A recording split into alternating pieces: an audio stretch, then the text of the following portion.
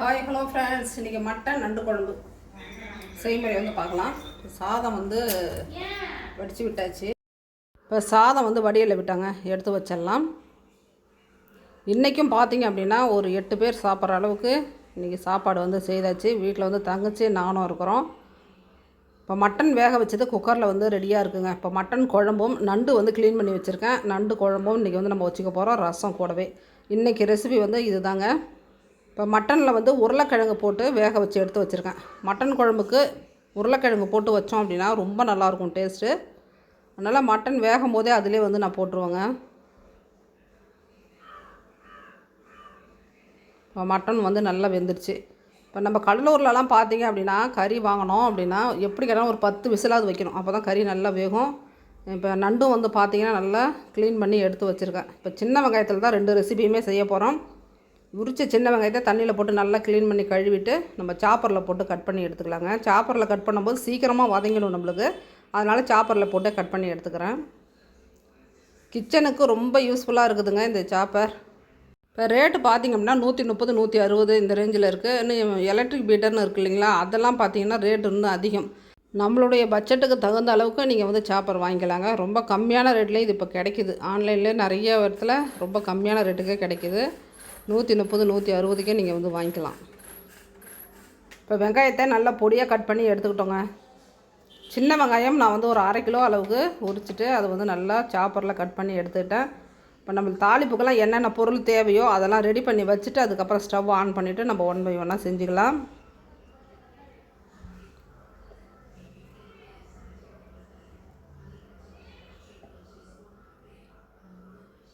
இப்போ 2 குழம்புக்குமே பார்த்திங்கன்னா பச்சை மிளகாய் தேவை. தக்காளி கட் பண்ணி அதுவும் நல்லா சாப்பர்லேயே பொடியாக கட் பண்ணி எடுத்துக்க போகிறேன்.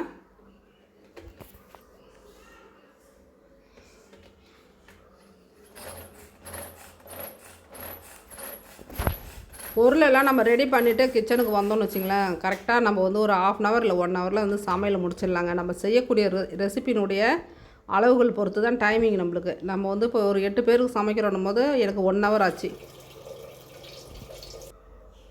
இப்போ கடாய் வச்சாச்சிங்க. ஆயில் சேர்த்துட்டு கடுகு வெந்தயம். இப்போ நண்டுக்கு தான் ஃபஸ்ட்டு தாளிப்பு கொடுக்குறேன். கடுகு வெந்தயம் நல்லா பொரிஞ்சதுக்கு பிறகு நல்லா பொடியாக கட் பண்ண வெங்காயம், பச்சை மிளகாய், கருவேப்பிலை இது எல்லாமே சேர்த்தாச்சு. வதக்கிட்டு தக்காளி கட் பண்ணி வச்சுருக்கோம் இல்லைங்களா, அதையும் சேர்த்து நல்லா வதக்கி விட்டுடலாம்.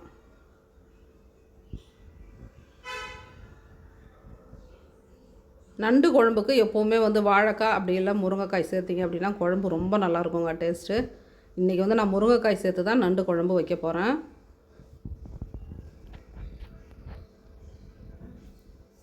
புளி சின்ன நெல்லிக்காய் சைஸ் அளவு எடுத்துக்கோங்க. அப்படி இல்லைன்னா 50 கிராமில் பாதி இருக்குது இல்லைங்களா, அந்த அளவுக்கு புளி எடுத்துக்கோங்க. நண்டுக்கு நம்ம அதிகமாக புளி சேர்க்கக்கூடாது. 25 கிராம் புளி எடுத்துக்கிட்டிங்கன்னா 8 பேருக்கு நண்டு குழம்பு வைக்கிறது கரெக்டாக இருக்கும். இப்போ இடித்த பூண்டும் அதில் சேர்த்துக்கலாங்க. முருங்கைக்காயும் நான் கட் பண்ணி வச்சுட்டேன்.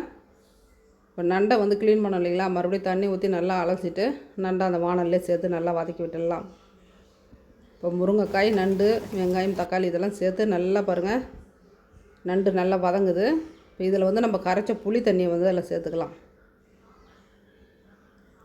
25 கிராம் புளி எடுத்துருக்கேன் நான்.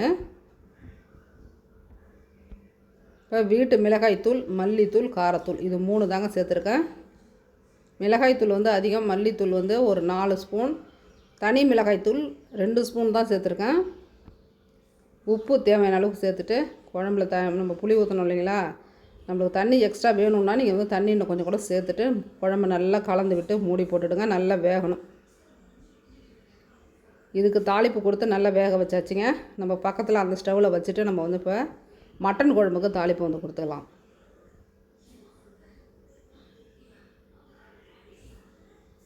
நண்டு குழம்பு பார்த்திங்க அப்படின்னா சாதம், இட்லி, தோசை, சப்பாத்தி எல்லாத்துக்கும் சைடிஷாக நீங்கள் வச்சுக்கலாம். பூரிக்கு கூட வச்சு சாப்பிட்டிங்கன்னா ரொம்ப நல்லாயிருக்கும். இப்போ அந்தாண்ட பக்கம் நண்டு குழம்பு கொதிக்குதுங்க. இப்போ நம்ம மட்டன் குழம்புக்கு தாளிப்பு கொடுத்துக்கலாம். மட்டன் குழம்புக்கு ஆயில் சேர்த்துட்டு பட்டை, கிராம்பு, ஏலக்காய் இதெல்லாம் சேர்த்து கட் பண்ணி வச்சுருக்க வெங்காயம், பச்சை மிளகாய், கருவேப்பிலை எல்லாத்தையும் சேர்த்து நல்லா வதக்கி விட்டுட்டு கட் பண்ண தக்காளி மாதிரி சேர்த்துக்கலாம். இப்போ மட்டன் குழம்புக்கு நம்ம இஞ்சி பூண்டு விழுது சேர்த்துக்க போகிறோம்.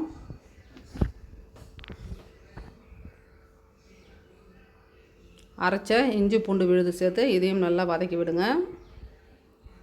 இது வதங்கி ஒரு 5 நிமிஷம் ஆனதுக்கு பிறகு நம்ம வந்து மட்டனை வந்து சேர்த்துக்கலாங்க. வேக வச்ச மட்டன்.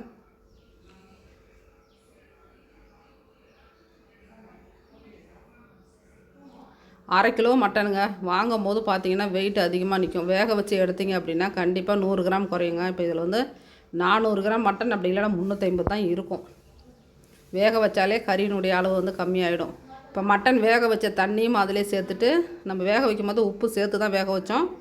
அதனால் அளவுகள் பார்த்துட்டு உப்பு சேர்த்துக்கலாங்க. வீட்டில் இருக்கக்கூடிய மிளகாய் தூளே சேர்த்துக்கலாம். இதுக்கு வந்து மட்டன் மசாலா சேர்த்திங்கனாலும் குழம்பு ரொம்ப நல்லாயிருக்கும். இன்றைக்கி நான் வந்து வீட்டில் அரைச்ச மிளகாய் தூள் சேர்த்துட்டு நல்லா கலந்து விட்டுட்டேங்க. குழம்பு வந்து நல்லா கொதிக்கணும். கொதி வரட்டும். அதுக்குள்ளே நம்ம வந்து வேக வைத்த உருளைக்கிழங்கை வந்து உரிச்சிட்டு கட் பண்ணி நம்ம குழம்புல சேர்த்துடலாம். உருளைக்கிழங்கு சேர்த்து நீங்கள் மட்டன் குழம்பு வைங்க, செம்ம டேஸ்ட்டாக இருக்குங்க. அதிகமாக உருளைக்கிழங்கு சேர்த்து தான் நான் வந்து மட்டன் குழம்பு வைப்பேன். எப்போயாவது ஒன் டைம் மட்டும்தான், ரேர் நம்ம வந்து வெறும் மட்டன் மட்டும் போட்டு வைக்கிறது.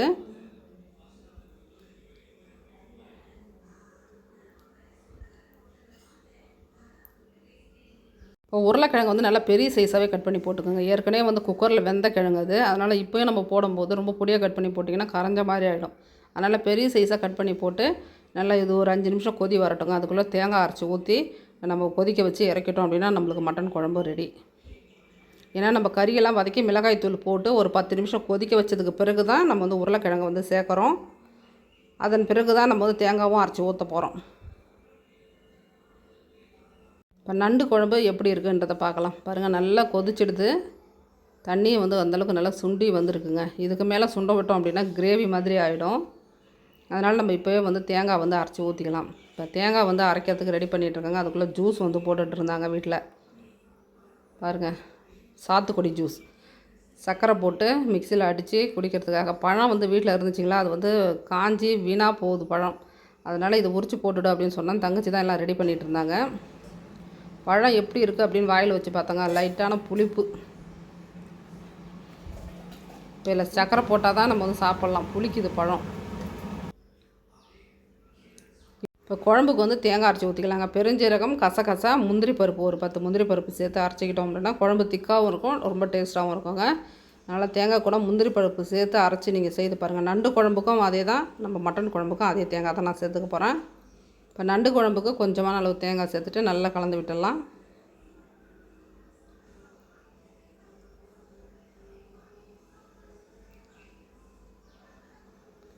இப்போ மட்டன் குழம்புக்கும் மீதி தேங்காவும் ஊற்றிடலாங்க. நண்டு குழம்புக்கு வந்து கம்மியான அளவில் தேங்காய் சேர்த்துக்குங்க. மட்டன் குழம்புல கொஞ்சம் அதிகம் சேர்த்துக்கலாம். இப்போ 2 சேர்த்து நல்லா கொதிக்கட்டுங்க. ஒரு 5 நிமிஷம் கொதிச்சதுன்னா நம்ம இறக்கிடலாம். இப்போ ரசத்துக்கு வந்து மிளகு, ஜீரகம், கொத்தமல்லி, கருவேப்பிலை இதெல்லாம் சேர்த்து அரைச்சிட்டு புளியும் தக்காளியும் கரைச்சி வச்சுருக்கேன். அதில் வந்து மிளகு, ஜீரகம் சேர்த்தாச்சு. சேர்த்துட்டு பூண்டு இடித்து போட்டு நம்ம தாளிப்பு கொடுக்க வேண்டியதுதான். இப்போ மட்டன் குழம்பு ரெடி.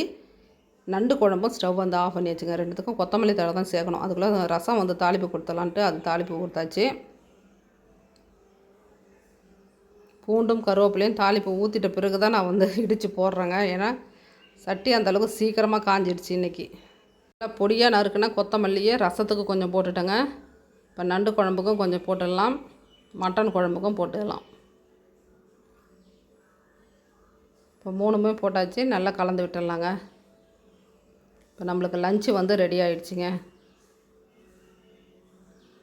இப்போ சாத்துக்குடி ஜூஸ் வந்து ரெடி ஆகிடுச்சி, வந்து குடின்றாங்க. நம்ம குடிச்சிட்டு வந்துடலாம் நம்மளுக்கு வச்சதை. இப்போ இதுதான் நம்ம குடிக்க வேண்டிய சாத்துக்குடி ஜூஸ். கொஞ்சம் குடிச்சிட்டு தான் வச்சுட்டு வந்து ரசத்தை எடுத்து ஊற்றினேன். அதை குடிச்சாச்சு. இப்போ எல்லாருக்கும் வந்து சாப்பாடு போட்டு சர்வ் பண்ணிடலாங்க. ஏன்னா சாப்பாடு செய்து வச்சுட்டு ஒரு 1/2 hour கழித்து தான் அப்புறம் எல்லாருமே சாப்பிட வந்தாங்க. அரை மணி நேரம் ஆகிடுச்சி லஞ்சு நான் செஞ்சு. ஏன்னா இப்போ தான் சாத்துக்குடி ஜூஸ் குடித்தோம். அதுவும் இல்லாமல் வந்து வடவத்துக்காக வெங்காயம்லாம் வீட்டில் எல்லாம் க்ளீன் பண்ணிகிட்டு இருந்தாங்க. நான் தான் கிச்சனில் வேலை செஞ்சேன். அவங்களாம் வெங்காயமும் பூண்டும் உரிச்சிட்டு இருந்தாங்க. அதனால் அவங்க எல்லாம் ஒரு 1/2 hour கழித்து வந்து தான் சாப்பிட வந்தாங்க. இப்போ சூப்பரான வந்து நண்டு குழம்பு, மட்டன் குழம்பு, ரசம் இன்றைக்கி இது தாங்க. எல்லாமே ரொம்ப நல்லா இருந்ததுன்னு சொல்லி விரும்பி சாப்பிட்டாங்க. நீங்களும் இதே மெத்தடில் நண்டு குழம்பும் மட்டன் குழம்பும் செய்து பார்த்துட்டு எப்படி வந்ததுன்றதை கமெண்ட்டில் சொல்லுங்கள். இந்த வீடியோ பிடிச்சிருந்தது அப்படின்னா லைக் பண்ணிட்டு நம்ம சேனலை சப்ஸ்கிரைப் பண்ணிக்கோங்க. தேங்க்யூ.